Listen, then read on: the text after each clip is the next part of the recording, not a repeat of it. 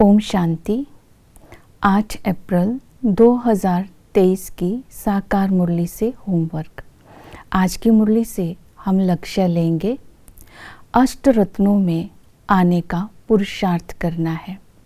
अष्ट रत्नों में आने के लिए आज की मुरली में बाबा ने विधि बताई है।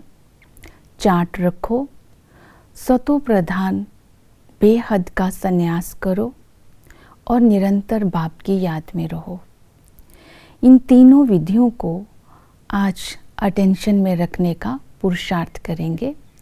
जैसे कि चार्ट, तो बाबा ने कहा अपना चार्ट रखो, सारा दिन शिव बाबा की याद कितना समय रहती है। दूसरा बताया अपनी चेकिंग करो, मैं स्वर्ग में जाने के लायक कहाँ तक बना हूँ। तीसरा बताया देह अभिमान से मैं आत्मा कहाँ तक मुक्त हुई हूँ। और फोर्थ बताया माया जीत कहाँ तक बने हैं।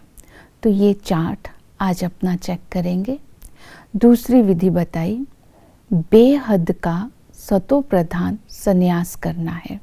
बाबा ने कहा जो बेहद का सतो प्रधान संन्यास करते हैं वही माया जीत बनते हैं।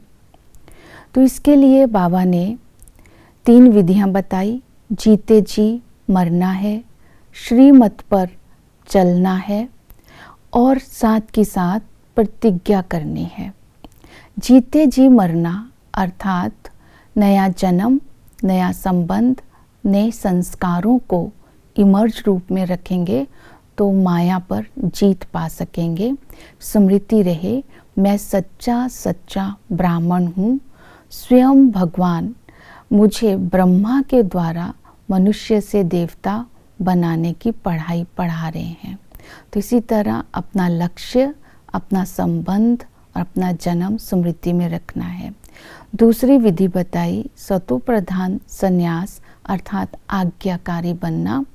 जो इस संगम पर बाप का आज्ञाकारी बनता है, बाप की दिल की दुआएं उसे मिलती है। आज्ञाकारी अर्थात बाप की श्रीमत। आज की मुरली में बाबा की श्रीमत है, कंस, शिशुपाल, दुर्योधन, कीचक नहीं बनना है। कीचक बोलते हैं विकारी दृष्टि वृत्ति वाले को, जो विकारों के वश होकर दूसरों को तंग करते हैं।